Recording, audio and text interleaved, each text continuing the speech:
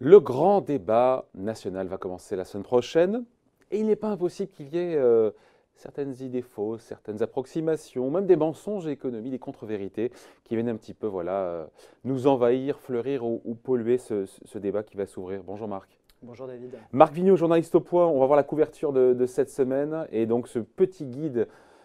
Mais quand est-ce qu'on arrête ça? La France sur un volcan, grand débat, le guide des idées fausses, dont vous êtes l'un des auteurs. Pourquoi sortir? Il y a besoin vraiment de sortir un guide comme ça, des intox En fait, on est parti de déclarations d'Emmanuel Macron qui a dit qu'il va falloir que le débat s'engage, mais sur des bases un peu saines et où on puisse ne pas faire que agiter des idées qui sont totalement fausses, fondées sur des sentiments que les gens peuvent avoir et qu'il faut quand même cadrer un tout petit peu ce débat, sinon ça devient une foire d'empoigne. Donc on a sélectionné des thèmes pour rappeler aux gens que ce qu'on entendait un peu partout, la France est beaucoup plus inégalitaire qu'avant, la France est un pays très riche et donc elle peut redistribuer encore plus, la France, les riches peuvent payer beaucoup plus et ils ne payent pas d'impôts. On rentre dedans parce qu'on ne les passera pas tous en revue, mais il y en a une dizaine.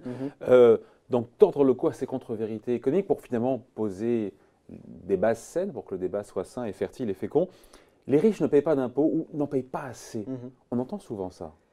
Oui, on entend effectivement beaucoup ça avec évidemment la suppression de l'ISF, hein. Mais quand on regarde un peu plus largement la focale, quand on regarde ce qu'opère la redistribution entre les 20% les plus riches et entre les 20% les plus pauvres, on s'aperçoit qu'en fait les 20% les plus riches contribuent énormément à la redistribution via l'impôt. Et donc, ça permet de financer des prestations sociales qui augmentent beaucoup le niveau de vie des 20%. Vous parlez de l'hyperconcentration de l'impôt sur le revenu, le fait que 10% des contribuables payent 70% de l'impôt sur le revenu? Alors certes, l'impôt sur le revenu, ce n'est pas un impôt qui rapporte énormément, mais c'est quand même le principal impôt progressif en France. Et on s'aperçoit effectivement que 10% des gens payent 70% de l'impôt sur le revenu et même 2% des gens payent 42% de l'impôt sur le revenu. Donc ça veut dire que quand même, cet impôt est assez concentré sur des gens qui gagnent très bien leur vie. Mais l'impôt sur le revenu, c'est 60 milliards d'euros de revenus. C'est un peu plus, je crois. Ouais, 70 milliards, mais c'est pas. Il y en a d'autres. Hein. Il y a d'autres taxes indirectes. Bien sûr. Mais le système fiscal est très redistributif et l'ISF ne peut pas être le seul indicateur qu'on prend pour savoir si les riches ou pas ne payent des impôts en France. Ouais. Vous disiez aussi, on entend souvent dire qu'il n'y a jamais eu autant d'inégalités dans ce pays. Là encore, il faut apporter un petit bémol. Au contraire, on voit que les inégalités ont beaucoup reculé par rapport à la période bénie, soi-disant, des 30 Glorieuses. Les inégalités ont extrêmement reculé selon un indicateur qui est très reconnu par tous les économistes, qui s'appelle le coefficient de Gini, qui est un peu compliqué à expliquer, mais en gros, il varie de 0 à 1. 1 serait la situation où il y aurait une inégalité totale et 0 où il y aurait c'est-à-dire qu'une personne gagnerait l'ensemble des revenus du pays. Et 0, ça serait la situation où tout le monde se partage exactement le même revenu dans le pays. Et donc la France, de ce point de vue-là, est non seulement très bien classée dans les classements internationaux, elle est à des niveaux d'inégalité qui sont en dessous des niveaux de 2011, au plus fort de la crise financière, donc elle s'est remise à faire baisser un peu ses inégalités, et elle est à un niveau qui est bien inférieur à une époque où on avait l'impression que c'était formidable et que tout le monde, et que le pays vivait très bien. Ouais.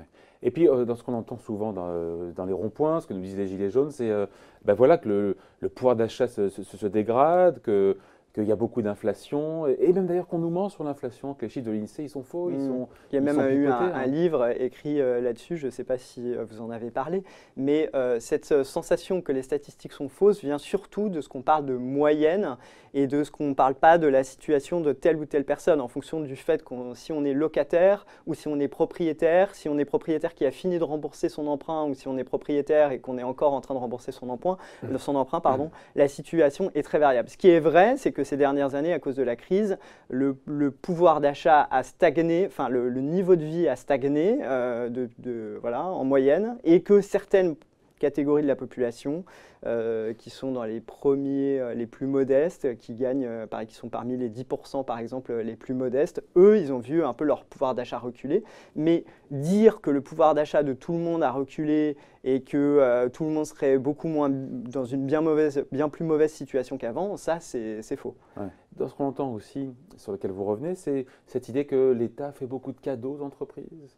Et l'État, notamment avec la transformation du CICE en baisse de charges, à la base c'est 20 milliards tous les ans, puis là de nouveau il y a 20 milliards de plus. On pourrait prendre ces 20 milliards et puis les redonner à ceux qui en ont besoin. Ce qui est frappant dans le discours des Gilets jaunes, c'est qu'il y en a certains qui se fichent pas mal de la dette et du déficit, et puis il y en a d'autres qui disent « mais c'est pas grave, on n'a qu'à se servir dans tous les cadeaux que l'État fait, notamment aux entreprises ». Mais qui est-ce qui distribue les salaires? C'est les entreprises, et si les entreprises vont très mal, à long terme, elles ne pourront pas distribuer de bons salaires. Donc leur dire on va reprendre aux entreprises le CICE, on va les reprendre pour les grandes, alors qu'il y a des grandes entreprises qui ont besoin d'une baisse du coût du travail qui est très élevée en France, puisqu'on finance justement ce modèle social très protecteur.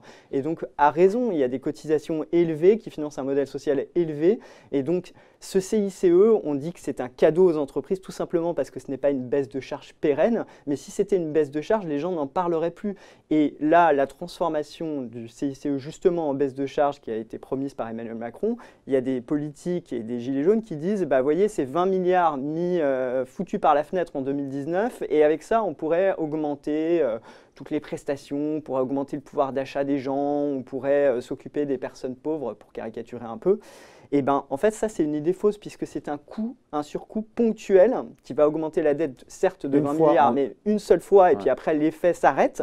Et donc, cet argent-là ne peut pas servir à financer des prestations pérennes. Ou alors, on dirait aux gens, avec cet argent, on va vous augmenter, par exemple, vos allocations logement. Et puis, l'année d'après, on va vous reprendre l'argent qu'on vous avait donné parce qu'on ne peut plus le financer.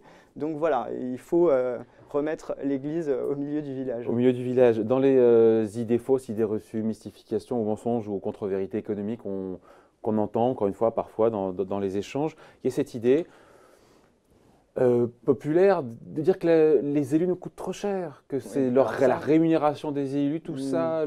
Alors ça, c'est très frappant parce que j'étais parti en me disant, tiens, j'en entends beaucoup sur les ronds-points, la rémunération des élus, on voit le scandale qui a entraîné le salaire de Chantal Jouanneau. Voilà, donc on parle en brut, souvent les gens n'ont pas en tête que la somme nette est quand même bien moins importante. Par exemple, 15 000 € de salaire brut, ça ne donne pas du tout 15 000 € de salaire net, hein. Il faut baisser nettement, ça fait 11 000 la somme. Ce sont des rémunérations très élevées qui ont une forte valeur symbolique, et je ne dis pas qu'on ne pourrait pas se poser la question de savoir si elles sont toujours adaptées, si elles sont fixées de manière objective, pour de bonnes raisons, etc.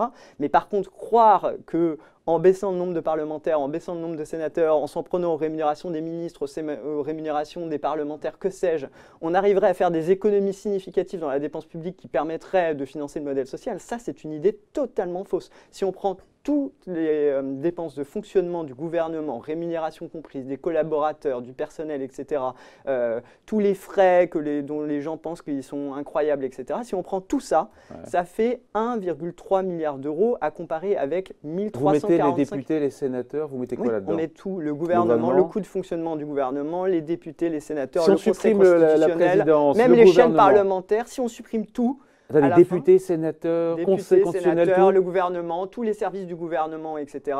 Allez, on supprime tout, il n'y a plus les membres du cabinet, etc. Et ben, ça rapporte aux Français 19 € par personne. 19 € par personne par an.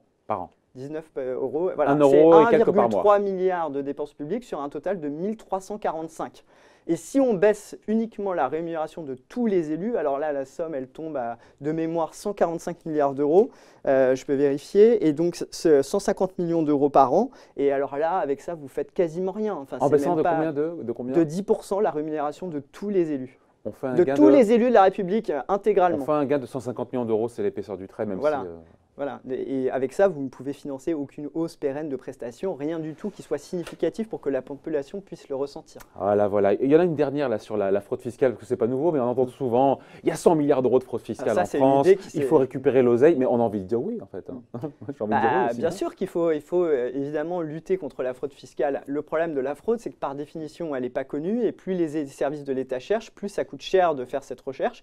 Et par ailleurs, quand on s'attaque à la fraude fiscale, il y a des activités qui tout simplement disparaissent disparaître. Si la fraude n'est plus possible, c'est-à-dire si la fraude n'est plus possible, ça veut dire que l'activité qui était opérée avant, par exemple, je prends l'exemple de vente de voitures européennes d'occasion, il y avait un mécanisme de fraude sur ces voitures grâce à une fraude à la TVA. Le jour où les services s'en sont rendus compte et qu'ils ont commencé à réclamer la TVA, il y a des tas de boîtes qui vendaient ces voitures sans TVA qui ont disparu. Donc, si vous voulez, l'activité, elle s'est tout simplement arrêtée. Et donc, on n'a pas récupéré, il n'y a pas d'argent à récupérer. Donc, croire que d'un claquement de doigts, on pourrait récupérer 100 milliards et donc on réglerait tous les problèmes de déficit. Oui, parce qu'on est à 100 milliards. De l'État, c'est à peu près 100 milliards l'année prochaine, enfin cette année maintenant, puisqu'on est en début d'année.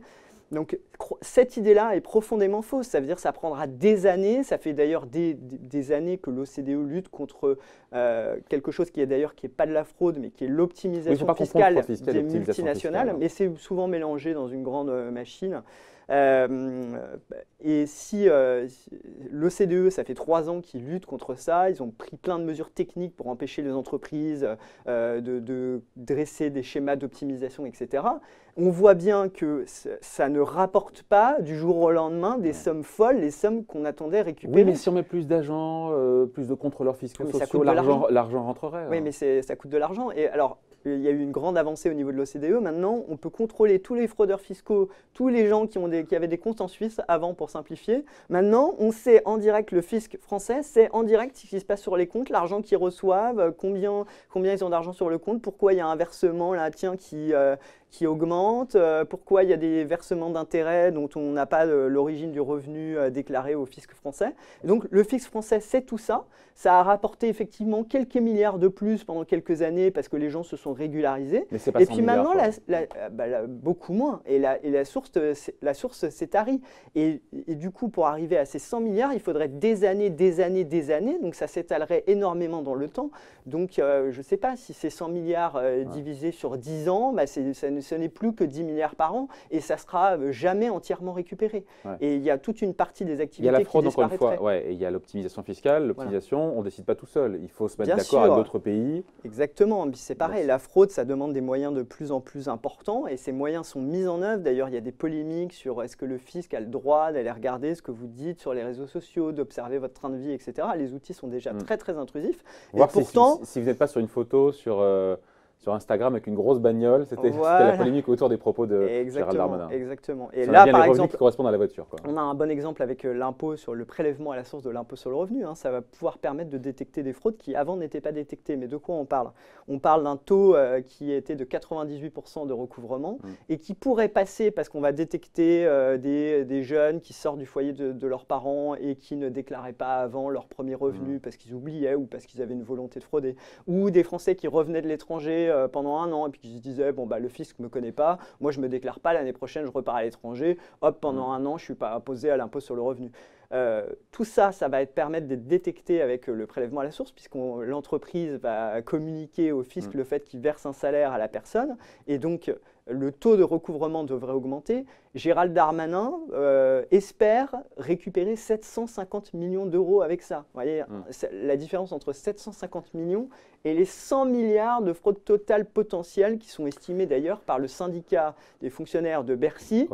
Qui, eux, plaident évidemment pour augmenter les effectifs, puisqu'ils se plaignent sans arrêt qu'on leur réduit leurs effectifs. Et donc, c'est évidemment aussi en partie une question de lobbying, parce qu'il y a d'autres organismes, même des ONG qui veulent lutter contre la fraude fiscale, qui disent en fait c'est entre 60 et 80.